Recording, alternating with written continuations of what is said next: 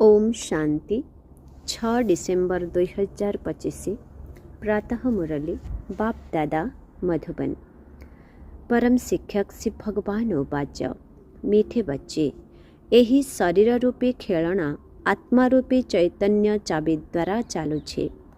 तुमे निजको आत्मा निश्चय कर, तेबे निर्भय होइजिब। आजर प्रश्न, आत्मा शरीर सहित खेल खेली खेली तलकू खसीछि, सेथिपाई ताकू केउ नाम दियाजिब? आत्मा शरीर सहित खेल खेली खेली तलकू खसीछि, सेथिपाई ताकू केउ नाम दियाजिब? उत्तर, काठ कंढेई। ड्रामारे जेपरी काठ कंढेईर खेल देखाई थांती, सेहीपरि तुमे आत्मा माने काठ कंढेई सदृश 5000 वर्षर खेल खेली खेली तले पहुँची जाइछ। बाबा तुम भली काठ कंढेई मानंकु उपरकू चढ़िबार रास्ता देखाइबा पाई आसिछन्ति। एबे तुमे माने श्रीमत रूपक चाबी लगाओ, तेबे उपरकू चलीजिब। गीत महफिल में जल उठी समा। ओम शांति। आत्मिक पिता आत्मिक संतान मानंकु श्रीमत देउछन्ति। जदि केबे काहार चाली चलन ठीक न थाए, तेबे तांकु माँ बापा कही थांती, तुमको ईश्वर भल बुद्धि दियंतु। बिचरांकु एक कथा जना ही नाही जे ईश्वर सतरे मत देउछन्ति। एबे तुमको ईश्वरीय मत मिलुछि, अर्थात आत्मिक पिता पिलामानंकु श्रेष्ठ हेबा पाई श्रेष्ठ मत देउछन्ति। एबे तुमे जानुछ, आमे श्रेष्ठरु श्रेष्ठ हेउछु। बाबा आमको केते उच्च मत देउछन्ति। आमे तांक मतरे चाली मनुष्यरु देवता हेउछु। तेणु एथिरु प्रमाणित हेउछि जे सेही बाबा ही मनुष्यरु देवता करुछन्ति। सिख माने मध्य गायन करन्ति, मनुष्य से देवता किए? तेबे निश्चय मनुष्यरु देवता करिबार मत देउछन्ति। तांकर महिमा मध्य गायन करिछन्ति, एक ओंकार कर्ता पुरुष निर्भय। तुमे सबु निर्भय होई जाउछ। निजको आत्मा भाबुछ ना? आत्मार कौनसी भय न थाए। बाबा कहुछन्ति, निर्भय हुआ। भय पुणी कौन पाई करिब? तुमर कौनसी भय नाही। तुमे निज घरे बसी मध्य बाबांकर श्रीमत पाई चालिछ। वास्तवरे काहार श्रीमत किए देउछन्ति? ए कथा तो गीतारे नाही। एबे तुमे बुझुछ। बाबा कहुछन्ति, तुमे पतित होई जाइछ। एबे पावन हेबा पाई एकमात्र मोते मने पकाओ। पुरुषोत्तम हेबार मेला एही संगम जुगरे ही हेउछि। बहुत आसी श्रीमत नेउछन्ति। एहाको ईश्वरंक सहित पिलामानंकर मेला बोली कुहा जाउछि। ईश्वर मध्य हेउछन्ति निराकार। आत्मा माने मध्य निराकार। मु आत्मा, एही अभ्यास को पक्का करिबाकु हेबो। जेपरी खेलनारे चाबी देले ताहा नृत्य करिथाए, सेहीपरि आत्मा मध्य एही शरीर रूपी खेलनार चाबी अटे। एथिरे आत्मा नथिले किछि करिपारिब नाही। तुमे हेउछ चैतन्य खेलना। खेलनारे चाबी न दियागले से कौनसी कामर नुहे, स्थिर होइजिब। आत्मा मध्य चैतन्य चाबी अटे एवं एहा अविनाशी अमर चाबी अटे। बाबा बुझाउछन्ति, मु आत्मा को ही देखुछि, आत्मा शुणुछि। यही अभ्यास पक्का करिबाकु हेबो। एही चाबी बिना शरीर कार्य करिपारिब नाही। एही सृष्टि को मध्य अविनाशी चाबी मिलिछि। एहार चाबी 5000 वर्ष पर्यंत चालुछि। चैतन्य चाबी होइथिबा कारणरु चक्र घुरी चली थाए। एहा हेउछि चैतन्य खेलना। बाबा मध्य हेउछन्ति चैतन्य आत्मा। जेतेबेले चाबी शेष होई जाउछि, पुणी बाबा आसी नुआ करी जुक्ति बताउछन्ति जे मोते मने पकाइबा द्वारा पुणी चाबी लागिजिब, अर्थात आत्मा तमो प्रधानरू सतो प्रधान होइजिब। जेपरि मोटररू पेट्रोल सरीगले पुणी भर्ती करा जाई थाए, एबे तुमर आत्मा बुझुछि आम भितरे ज्ञान रूपक पेट्रोल किपरि भर्ती हेब। ब्याटेरी खाली हेले सेथिरे पुणी शक्ति भरा जाई थाए ना। ब्याटेरी खाली होइगले आलोक समाप्त होई जाए। एबे तुम आत्मारूपी ब्याटेरी भरपूर हेउछि। जेते बाबांको मने पकाइब सेते शक्ति भरी जीव। 84 जन्मर चक्र लगाई ब्याटेरी खाली होई जाइछि। आत्मा सतो रजो तमोरे आसीछि। एबे पुणी बाबा आसीछन्ति चाबी देबाको अर्थात ब्याटेरी भरिबाको। शक्ति नथिले मनुष्य किपरि दुर्बल होई जांती। तेणु एबे जोग द्वारा ब्याटेरी को भरिबाको हेब। एहाको चैतन्य ब्याटेरी कुहा जाए। बाबा कहुछन्ति मो सहित जोग लगाओ। यही ज्ञान एकमात्र बाबा ही देउछन्ति। सेही एक बाबा ही सद्गति दाता अटन्ति। एबे तुम ब्याटेरी संपूर्ण भरपूर हेउछि, जहा द्वारा तुमे पुणी 84 जन्म पूरा पाठ बजाउछ। जेपरि ड्रामारे काठ कंढेई माने नाची थांते, तुमे आत्मा माने मध्य काठ कंढेई सदृश अट। उपरु ओह्लाई ओह्लाई 5000 वर्षरे एकदम तळकु आसी जाउछ।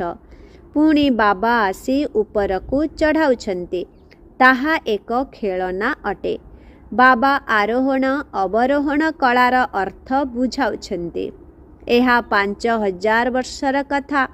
तुमे जानुछ श्रीमत द्वारा आमकु चाबी मिलुछि। आमे संपूर्ण सतो प्रधान होइगला परे सारा अभिनयर पुनरावृत्ति करिबो। बुझिबा ओ बुझाइबा पाई एहा केते सहज कथा। तथापि बाबा कहुछन्ति सेही माने ही बुझिबे जेउमाने कल्प पूर्वे बुझिथिबे। तुमे जेते मुंड पिटिले मध्य अधिक बुझी ही पारिबे नाही। बाबा ज्ञान तो समस्तंकु एकापरि देउछन्ति। केउठी भी बसी बाबांकु मने पकाइबाकु हेब। सम्मुखरे ब्राह्मणी नथिले मध्य तुमे बाबांक स्मृतिरे बसी पारिब। जानिछ जे बाबांक स्मृति द्वारा ही आमर विकर्म विनाश हेब। तेणु बाबांक स्मृतिरे बसी जिबा उचित। काहाकु सम्मुखरे बसाइबार आवश्यकता नाही। खाइबा पीबा समयरे स्नान आदि करिबा समयरे बाबांकु मने पकाओ। किछि समय पाई केही सम्मुखरे बसी जाउछन्ति। एपरि नुहे जे से तुमकु साहाय्य करुछन्ति ना। प्रत्येकंकु निजकु ही निजे सहयोग करिबाकु हेब। ईश्वर त मत देइछन्ति कि एपरि एपरि कर, तेबे तुमर बुद्धि दैवी होई जिव। यही भली उत्साहित कराई थाए। श्रीमत त समस्तंकु देई चालिछन्ति। एहा त निश्चित जे काहार बुद्धि बहुत धीर, काहार तीक्ष्ण थाए। परम पवित्र बाबांक सहित जोग लागु नाही। तेणु ब्याटेरी चार्ज हेउ नाही। बाबांकर श्रीमत मानु नाहांती। जोग लागु ही नाही। तुमे एबे अनुभव करुछ आमर ब्याटेरी भर्ती हेउछि। तमो प्रधानरू सतो प्रधान निश्चय हेबाकु पड़िब। यही समय रे तुमकु परमात्मांकर श्रीमत मिलुछि। एकथा दुनिया रे बिल्कुल केही बुझी नाहांती। बाबा कहुछन्ति मोर एही मत द्वारा तुमे देवता होई जाउछ। एहाठारु श्रेष्ठ जिनिस किछि नाही। सेठारे एही ज्ञान रहिब नाही। एहा मध्य पूर्व निर्मित ड्रामा। तुमको पुरुषोत्तम करिबा पाई बाबा संगमरे ही आसुछन्ति, जहा द्वारा स्मारकी पुणी भक्ति मार्ग रे पालन करुछन्ति। दशहरा मध्य पालन करुछन्ति। जेतेबेले बाबा आसन्ति सेतेबेले दशहरा हुए। 5000 वर्ष परे प्रत्येक कथार पुनरावृत्ति होइथाए। तुमको ही एही ईश्वरीय मत अर्थात श्रीमत मिलुछि, जहा द्वारा तुमे श्रेष्ठ हेउछ। तुमर आत्मा सतो प्रधान थिला। ତଳକୁ ଓହ୍ଲାଇ ଓହ୍ଲାଇ ତମୋ ପ୍ରଧାନ ଭ୍ରଷ୍ଟ ହୋଇଯାଇଛି। ପୁଣି ବାବା ବସି ଜ୍ଞାନ ଏବଂ ଯୋଗ ଶିଖାଇ ସତୋ ପ୍ରଧାନ ଶ୍ରେଷ୍ଠ କରାଉଛନ୍ତି। କହୁଛନ୍ତି, ତୁମେ ସିଡ଼ିର ତଳକୁ କିପରି ଓହ୍ଲାଉଛ? ଡ୍ରାମାର ଚକ୍ର ଗଡ଼ି ଚାଲିଛି। ଏହି ଡ୍ରାମାର ଆଦି ମଧ୍ୟ ଅନ୍ତକୁ କେହି ହେଲେ ଜାଣିନାହାନ୍ତି। ବର୍ତ୍ତମାନ ବାବା ବୁଝାଉଛନ୍ତି, ତେଣୁ ତୁମ ସ୍ମୃତିରେ ଆସୁଛି ନା? ପ୍ରତ୍ୟେକଙ୍କର ଜନ୍ମ କାହାଣୀ ତ ଶୁଣାଇ ପାରିବେ ନାହିଁ। କେଉଁଠି ଲେଖା ହୋଇନାହିଁ ଯେ ପଢ଼ିକରି ଶୁଣାଯିବ। ଏ କଥା ବାବା ବସି ବୁଝାଉଛନ୍ତି। ଏବେ ତୁମେ ବ୍ରାହ୍ମଣ ହୋଇଛ, ପୁଣି ଦେବତା ହେବ। ବାବା ବୁଝାଉଛନ୍ତି, ବ୍ରାହ୍ମଣ, ଦେବତା, କ୍ଷତ୍ରିୟ ତିନୋଟି ଧର୍ମ ମୁଁ ସ୍ଥାପନ କରୁଛି। ଏବେ ତୁମ ବୁଦ୍ଧିରେ ଅଛି, ଆମେ ବାବାଙ୍କ ଦ୍ୱାରା ବ୍ରାହ୍ମଣ ବଂଶୀ ହେଉଛୁ, ପୁଣି ସୂର୍ଯ୍ୟବଂଶୀ, ଚନ୍ଦ୍ରବଂଶୀ ହେବୁ। ଯେଉଁମାନେ ଫେଲ୍ ହେଉଛନ୍ତି ସେମାନେ ଚନ୍ଦ୍ରବଂଶୀ ହୋଇଯାଉଛନ୍ତି। ତେବେ କେଉଁଥିରେ ଫେଲ୍ ହେଉଛନ୍ତି? ଯୋଗରେ। ଜ୍ଞାନ ତ ବହୁତ ସହଜ କରି ବୁଝାଯାଉଛି। କିପରି ତୁମେ 84 ଜନ୍ମର ଚକ୍ର ଲଗାଉଛ? ମନୁଷ୍ୟ ତ 84 ଲକ୍ଷ କହିଦେଉଛନ୍ତି। ତେଣୁ କେତେ ଦୂରକୁ ଚାଲିଯାଇଛନ୍ତି। ଏବେ ତୁମକୁ ଈଶ୍ୱରୀୟ ମତ ମିଳୁଛି। ଈଶ୍ୱର ତ ଥରେ ମାତ୍ର ଆସୁଛନ୍ତି, ତେଣୁ ତାଙ୍କର ମତ ମଧ୍ୟ ଥରେ ମାତ୍ର ମିଳିବ। ଆରମ୍ଭରୁ କେବଳ ଏକମାତ୍ର ଦେବୀ ଦେବତା ଧର୍ମ ହିଁ ଥିଲା। ନିଶ୍ଚୟ ସେମାନଙ୍କୁ ଈଶ୍ୱରୀୟ ମତ ମିଳିଥିଲା। ତା ପୂର୍ବରୁ ଥିଲା ସଙ୍ଗମ ଯୁଗ। ବାବା ଆସି ଦୁନିଆକୁ ବଦଳାଉଛନ୍ତି। ତୁମେ ଏବେ ବଦଳୁଛ। ବର୍ତ୍ତମାନ ତୁମକୁ ବାବା ପରିବର୍ତ୍ତନ କରୁଛନ୍ତି। ତୁମେ କହିବ, କଳ୍ପ କଳ୍ପ ଆମେ ପରିବର୍ତ୍ତନ ହୋଇ ଆସିଛୁ, ପରିବର୍ତ୍ତନ ହୋଇ ଚାଲିବୁ ମଧ୍ୟ। ଏହା ଚୈତନ୍ୟ ବ୍ୟାଟେରୀ ଅଟେ ନା? ତାହା ହେଲା ଜଡ଼ ବ୍ୟାଟେରୀ। ପିଲାମାନେ ଜାଣିଛନ୍ତି ଯେ 5000 ବର୍ଷ ପରେ ବାବା ଆସିଛନ୍ତି। ଶ୍ରେଷ୍ଠରୁ ଶ୍ରେଷ୍ଠ ମତ ମଧ୍ୟ ଦେଉଛନ୍ତି। ସର୍ବୋଚ୍ଚ ଭଗବାନଙ୍କର ଶ୍ରେଷ୍ଠ ମତ ମିଳୁଛି, ଯାହାଦ୍ୱାରା ତୁମେ ଉଚ୍ଚ ପଦ ପାଉଛ। ତୁମ ପାଖକୁ କେହି ଆସିଲେ ତାଙ୍କୁ କୁହ, ତୁମେ ଈଶ୍ୱରଙ୍କର ସନ୍ତାନ ଅଟ ନା? ଈଶ୍ୱର ହେଉଛନ୍ତି ଶିବ ବାବା। ଶିବ ଜୟନ୍ତୀ ମଧ୍ୟ ପାଳନ କରୁଛନ୍ତି ନା? ସେ ହେଉଛନ୍ତି ସଦ୍ଗତି ଦାତା। ତାଙ୍କର ତ ନିଜର ଶରୀର ନାହିଁ। ତେବେ କାହାଦ୍ୱାରା ମତ ଦେଉଛନ୍ତି? ତୁମେ ମଧ୍ୟ ଆତ୍ମା। ଏହି ଶରୀର ଦ୍ୱାରା କଥାବାର୍ତ୍ତା କରୁଛ ନା? ଶରୀର ବିନା ତ ଆତ୍ମା କିଛି କରିପାରିବ ନାହିଁ। ନିରାକାର ବାବା ମଧ୍ୟ ଆସିବେ କିପରି? ଗାୟନର ମଧ୍ୟ ରହିଛି। ରଥରେ ଆସନ୍ତି। ତେବେ କିଏ କ'ଣ ଆଉ କିଏ କ'ଣ ଆଉ କ'ଣ ସବୁ ଲେଖିଦେଇଛନ୍ତି। ତ୍ରିମୂର୍ତ୍ତି ବ୍ରହ୍ମା, ବିଷ୍ଣୁ, ଶଙ୍କରଙ୍କୁ ସୂକ୍ଷ୍ମ ବତନ ନିବାସୀ ଦେଖାଉଛନ୍ତି।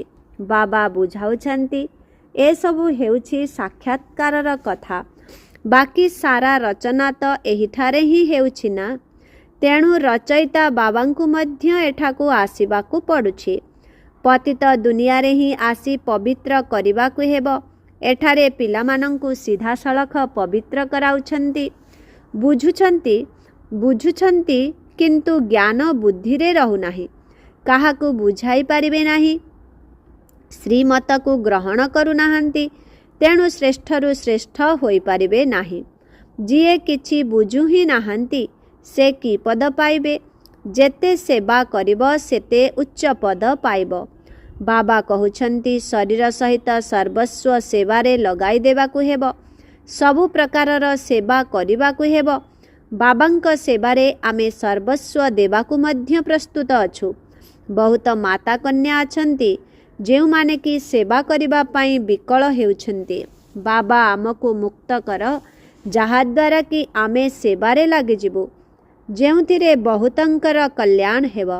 ସାରା ଦୁନିଆ ତ ଶାରୀରିକ ସେବା କରୁଛି। ତା ଦ୍ୱାରା ତ ସିଡ଼ି ତଳକୁ ଖସି ଆସିଛନ୍ତି। ଏବେ ଏହି ଆତ୍ମିକ ସେବା ଦ୍ୱାରା ଆରୋହଣ କଳା ହେଉଛି। ପ୍ରତ୍ୟେକ ବୁଝିପାରୁଥିବେ, ଅମୁକ ମୋ ଠାରୁ ଅଧିକ ସେବା କରୁଛି। ଭଲ ସେବାଯୋଗ୍ୟ କନ୍ୟା ହୋଇଥିଲେ ସେଣ୍ଟର ମଧ୍ୟ ସମ୍ଭାଳି ପାରିବେ। ଶ୍ରେଣୀରେ କ୍ରମ ଅନୁସାରେ ମଧ୍ୟ ବସନ୍ତି ନା? ଏଠାରେ ତ କ୍ରମ ଅନୁସାରେ ବସାଯାଉ ନାହିଁ, କାରଣ ଦୁଃଖୀ ହୋଇଯିବେ। ବୁଝି ତ ପାରୁଛନ୍ତି ନା? ସେବା ନ କଲେ ନିଶ୍ଚୟ ପଦ ମଧ୍ୟ କମ୍ ହୋଇଯିବ।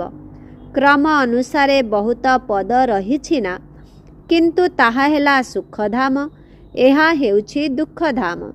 ସେଠାରେ କୌଣସି ରୋଗ ଆଦି ହେବ ନାହିଁ। ବୁଦ୍ଧିରେ ବିଚାର କରିବାକୁ ପଡ଼ିବ। ବୁଝିବା ଦରକାର, ମୁଁ ତ ବହୁତ କମ୍ ପଦ ପାଇବି, କାହିଁକି ନା ସେବା ତ କରୁନାହିଁ। ସେବା ଦ୍ୱାରା ହିଁ ପଦ ମିଳିପାରିବ। ନିଜର ଯାଞ୍ଚ କରିବାକୁ ହେବ। ପ୍ରତ୍ୟେକ ନିଜର ଅବସ୍ଥାକୁ ଜାଣିଛନ୍ତି। ମମ୍ମା ବାବା ମଧ୍ୟ ସେବା କରିଆସିଛନ୍ତି। ବହୁତ ଭଲ ଭଲ ସନ୍ତାନ ମଧ୍ୟ ଅଛନ୍ତି, ଯଦିଓ ଚାକିରି ବି କରିଛନ୍ତି। ସେମାନଙ୍କୁ କୁହାଯାଉଛି ଅଧା ଦରମାରେ ମଧ୍ୟ ଛୁଟି ନେଇ ସେବା କର। ଆପତ୍ତି ନାହିଁ। ଯିଏ ବାବାଙ୍କ ହୃଦୟରେ ଅଛନ୍ତି, ସେମାନେ ତାଉସି ତଖତ ଅର୍ଥାତ୍ ରାଜ୍ୟ ସିଂହାସନ ଉପରେ ପୁରୁଷାର୍ଥର କ୍ରମ ଅନୁସାରେ ବସିଥାନ୍ତି। ସେହିପରି ବିଜୟ ମାଳାରେ ମଧ୍ୟ ଆସିଯାଇଥାନ୍ତି। ସମର୍ପଣ ବି ହେଉଛନ୍ତି, ସେବା ମଧ୍ୟ କରୁଛନ୍ତି। କେହି ତ ଅର୍ପଣ ହୋଇ ମଧ୍ୟ ସେବା କରୁନାହାନ୍ତି। ତେବେ ପଦ କମ୍ ହୋଇଯିବ ନା? ଏହି ରାଜଧାନୀ ଶ୍ରୀମତ ଦ୍ୱାରା ସ୍ଥାପନା ହେଉଛି। ଏପରି କେବେ ଶୁଣିଛ? ପାଠପଢ଼ା ଦ୍ୱାରା ରାଜତ୍ୱ ସ୍ଥାପନ ହେଉଛି। ଏ କଥା କେବେ ଶୁଣିଛ ନା କେବେ ଦେଖିଛ? ହଁ, ଦାନ ପୁଣ୍ୟ କଲେ ରାଜାଙ୍କ ଘରେ ଜନ୍ମ ନେଇପାରିବେ। ବାକି ପାଠପଢ଼ା ଦ୍ୱାରା ରାଜପଦ ପାଇବା, ଏପରି ତ କେବେ ଶୁଣି ନଥିବ। କାହାକୁ ମଧ୍ୟ ଜଣାନାହିଁ। ବାବା ବୁଝାଉଛନ୍ତି, ତୁମେମାନେ ହିଁ ପୁରା 84 ଜନ୍ମ ନେଉଛ। ତୁମକୁ ଏବେ ଉପରକୁ ଯିବାକୁ ହେବ। ବହୁତ ସହଜ ମଧ୍ୟ ଅଟେ। ତୁମେ ପୁରୁଷାର୍ଥର କ୍ରମ ଅନୁସାରେ କଳ୍ପ କଳ୍ପ ଏହି କଥା ବୁଝୁଛ। ବାବା ୟାଦ ପ୍ୟାର ମଧ୍ୟ ପୁରୁଷାର୍ଥର କ୍ରମ ଅନୁସାରେ ଦେଉଛନ୍ତି। ଯିଏ ସେବା କରୁଛନ୍ତି ତାଙ୍କୁ ଅଧିକ ୟାଦ ପ୍ୟାର ଦେବେ। ତେଣୁ ନିଜର ଯାଞ୍ଚ କରିବାକୁ ହେବ ଯେ ମୁଁ ବାବାଙ୍କ ହୃଦୟରେ ବସିଛି। ମାଳାର ଦାନା ହୋଇପାରିବି। ଅପାଠୁଆ ନିଶ୍ଚିତ ପାଠୁଆଙ୍କ ବୋଝ ଉଠାଇବେ। ବାବା ତ ବୁଝାଉଛନ୍ତି, କିନ୍ତୁ ପିଲାମାନେ ପୁରୁଷାର୍ଥ କଲେ ହେଲା। କିନ୍ତୁ ଡ୍ରାମାରେ ପାର୍ଟ ନଥିଲେ ଯେତେ ମୁଣ୍ଡ ପିଟିଲେ ବି ଚଢ଼ିପାରିବେ ନାହିଁ। କୌଣସି ନା କୌଣସି ଗ୍ରହଚାରୀ ଲାଗିଯାଉଛି, ଅର୍ଥାତ୍ ବିଘ୍ନ ଆସିଯାଉଛି। ଦେହ ଅଭିମାନରୁ ପୁଣି ଅନ୍ୟ ବିକାର ଆସିଥାଏ। ଦେହ ଅଭିମାନ ହେଉଛି ମୁଖ୍ୟ ଏବଂ କଡ୍ଡା ବେମାରୀ। ସତ୍ୟ ଯୁଗରେ ଦେହ ଅଭିମାନର ନାମ ହିଁ ରହିବ ନାହିଁ। ସେଠାରେ ତ ତୁମେ ପ୍ରାରବ୍ଧ ଭୋଗ କରିବ। ଏ କଥା ବାବା ଏହିଠାରେ ହିଁ ବୁଝାଉଛନ୍ତି। ଆଉ କେହି ଏପରି ଶ୍ରୀମତ ଦେଉନାହାନ୍ତି ଯେ ନିଜକୁ ଆତ୍ମା ଭାବି କେବଳ ମୋତେ ମନେ ପକାଅ। ଏହା ହେଉଛି ମୁଖ୍ୟ କଥା। ଲେଖିବା ଦରକାର, ନିରାକାର ଭଗବାନ କହୁଛନ୍ତି, ଏକା ମୋତେ ହିଁ ମନେ ପକାଅ। ନିଜକୁ ଆତ୍ମା ଭାବ, ନିଜ ଦେହକୁ ମଧ୍ୟ ମନେ ପକାଅ ନାହିଁ। ଯେପରି ଭକ୍ତିରେ ମଧ୍ୟ ଏକା ଶିବଙ୍କୁ ହିଁ ପୂଜା କରୁଛନ୍ତି। ଏବେ ଜ୍ଞାନ ମଧ୍ୟ କେବଳ ମୁଁ ହିଁ ଦେଉଛି। ବାକି ସବୁ ହେଉଛି ଭକ୍ତି ଅବ୍ୟଭିଚାରୀ ଜ୍ଞାନ। ଏକମାତ୍ର ହିଁ ଶିବ ବାବାଙ୍କ ଠାରୁ ହିଁ ତୁମକୁ ମିଳୁଛି। ଏଠାରେ ତ ଜ୍ଞାନ ସାଗରଙ୍କ ଠାରୁ ରତ୍ନ ମିଳୁଛି। ସ୍ଥୂଳ ସାଗରର କଥା ନୁହେଁ। ଇଏ ତ ଜ୍ଞାନର ସାଗର ତୁମକୁ ଜ୍ଞାନ ରତ୍ନ ଦେଉଛନ୍ତି, ଯାହାଦ୍ୱାରା ତୁମେ ଦେବତା ହେଉଛ। ଶାସ୍ତ୍ରରେ ତ କ'ଣ କ'ଣ ସବୁ ଲେଖିଦେଇଛନ୍ତି। ସାଗରରୁ ଦେବତାମାନେ ବାହାରିଲେ, ପୁଣି ରତ୍ନର ଥାଳି ଉପହାର ନେଲେ। ଏହି ଜ୍ଞାନ ସାଗର ତୁମକୁ ରତ୍ନ ଦେଉଛନ୍ତି। ତୁମେ ଜ୍ଞାନ ରତ୍ନ ଗ୍ରହଣ କରୁଛ। ଆଗରୁ ପଥର ଖୁଣ୍ଟୁଥିଲ, ତେବେ ପଥର ବୁଦ୍ଧି ହୋଇଯାଇଥିଲ। ଏବେ ରତ୍ନ ଗ୍ରହଣ କରିବା ଦ୍ୱାରା ତୁମେ ପାରସ ବୁଦ୍ଧି ହୋଇଯାଉଛ। ପାରସନାଥ ହେଉଛ ନା? ଏହି ପାରସନାଥ ଲକ୍ଷ୍ମୀ ନାରାୟଣ ବିଶ୍ୱର ମାଲିକ ଥିଲେ। ଭକ୍ତି ମାର୍ଗରେ ତ ଅନେକ ନାମ, ଅନେକ ଚିତ୍ର ତିଆରି କରିଦେଇଛନ୍ତି। ବାସ୍ତବରେ ଲକ୍ଷ୍ମୀ ନାରାୟଣ ବା ପାରସନାଥ ଏକ ହିଁ ଅଟନ୍ତି। ନେପାଳରେ ପଶୁପତିନାଥଙ୍କର ମେଳା ଲାଗେ, ସେ ମଧ୍ୟ ପାରସନାଥ ହିଁ ଅଟନ୍ତି। ଆଚ୍ଛା, मिठे मिठे शिखिलधे संतान मानक प्रति मात पिता बापदादांकर मधुर स्नेह संपन्न शुभेच्छा एवं सुप्रभात। आत्मिक पितांकर आत्मिक संतान मानंकु नमस्ते। आत्मिक संतान मानंकर आत्मिक पितांकु ओम शांति गुड मॉर्निंग नमस्ते नमस्ते नमस्ते नमस्ते नमस्ते। शुक्रिया बाबा शुक्रिया। ओम शांति। धारणा पाई मुख्य सार 1 नंबर बाबा देइथिबा ज्ञान रत्न को ही धारण करिबा को हेबो, पत्थर गुडी को नुहे। देह अभिमान रूपी कड़ा बेमारी रो निजको सुरक्षित रखिबा को हेबो। 2 नंबर निजर बैटरी को संपूर्ण चार्ज करिबा पाई पावर हाउस बाबांक सहित जोग लगाइबा को हेबो। आत्म अभिमानी होई रहिबार पुरुषार्थ करिबा को हेबो। निर्भय होई रहिबा को हेबो। आजिर वरदान दाता पणियार भावना द्वारा इच्छा मात्रर अविद्या स्थितिर अनुभव करुथिबा तृप्त आत्मा भव। विस्तार सर्वदा एही लक्ष्य रख जे मोते दातांकर संतान होई सर्व आत्मा मानंकु देबाकु हेबो। एही भली दाता पणियार भावना रखिबा द्वारा संपूर्ण आत्मा होई जिवो एवं जिए संपूर्ण होई थाए से सर्वदा तृप्त होई थाए अर्थात संतुष्ट रही थाए।